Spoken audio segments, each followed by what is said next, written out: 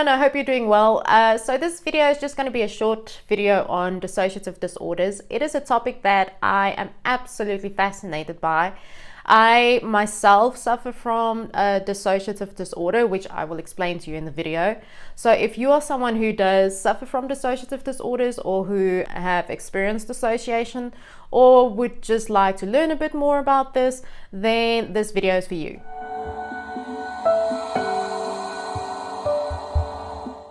There are basically three types of dissociative disorders. The first one is DID, or dissociative identity disorder, also known as multiple personality disorder. The best way to describe this is that if you've ever seen the movie Split, which is one of my favorite movies, James McAvoy's character displays a man who suffers from dissociative identity disorder.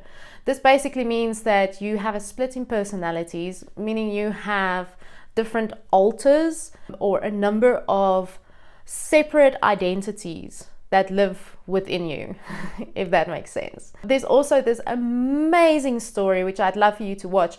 I'll put the link down in the description, about a woman in Australia that developed over 2,500 different personalities or alters as a way of protecting herself from severe trauma.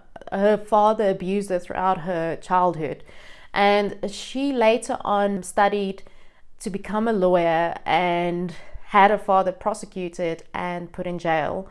And it is just the most amazing story. So I'd love for you to watch it if it's something that you're interested in. Like I said, the link will be below in the info section. Unfortunately, many times people who suffer from DID are portrayed as people who are dangerous or unpredictable or violent, which is usually not the case.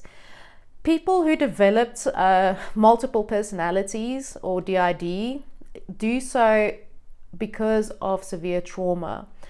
It is your brain's way of protecting you from trauma, and it is your brain's way of trying to shield you from something that might be life-threatening to you.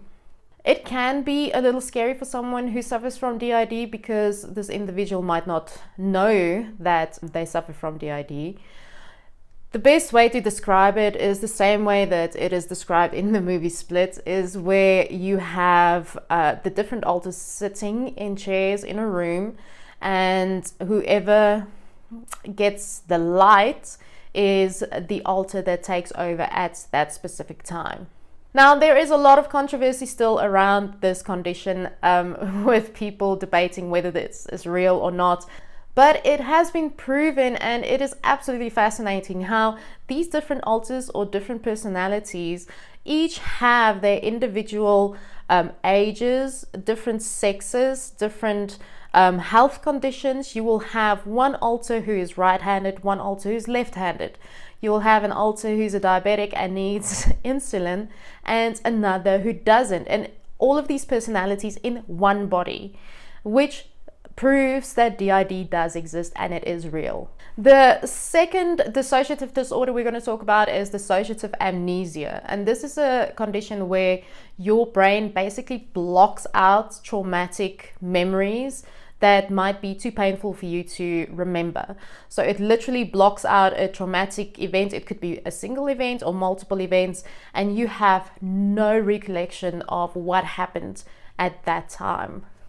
This can be especially prevalent in people like veterans, for example, who might have experienced a very traumatic event on the battlefield, and they tend to block out that experience completely and have no recollection of it.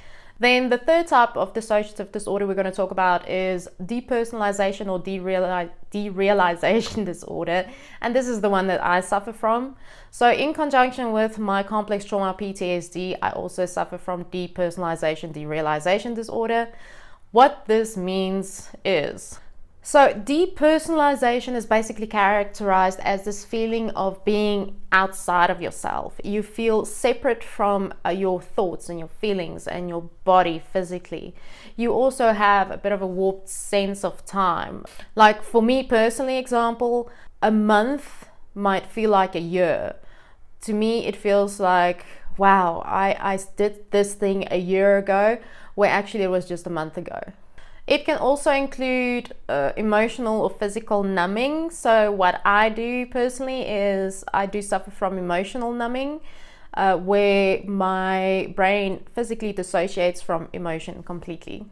Derealization is where you feel detached from your surroundings, and the best way I can explain that is when this happens to me, things just don't seem quite real. Like the world doesn't seem quite real, and I usually realize that I'm having a dissociative episode when I, for example, look at my cat and my cat doesn't look real. I know it sounds weird, but it's like my cat is a cartoon character, and then I try and figure out, okay, why is this happening? What was the trigger?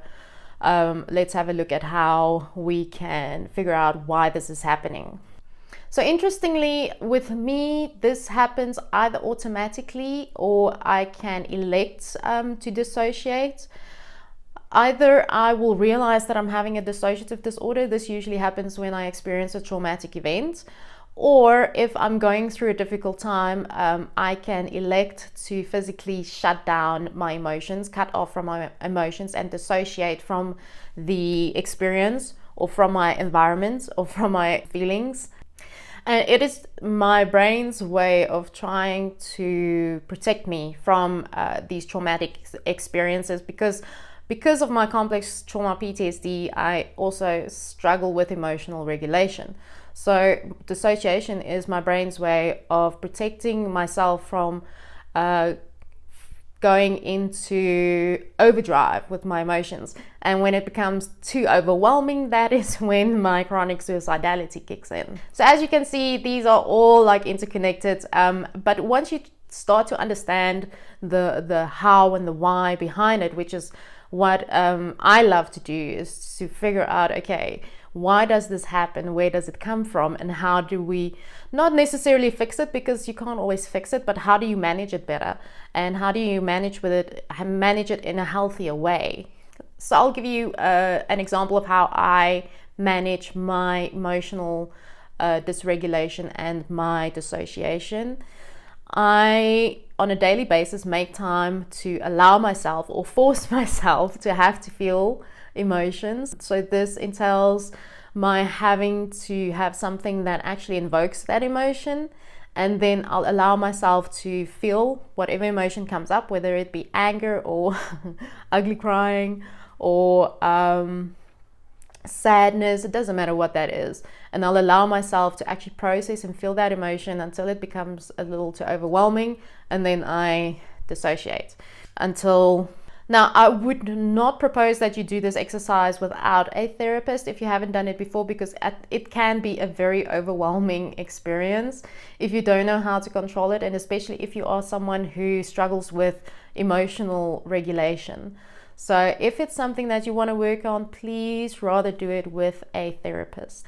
Okay, I hope this has been a little informative to you. If it is something that you think someone might find fascinating, please be sure to share this video. As always, if you have any questions, drop them down in the comment section, and be sure to subscribe to my channel and hit the bell icon if you would like to receive notifications every time I upload new videos.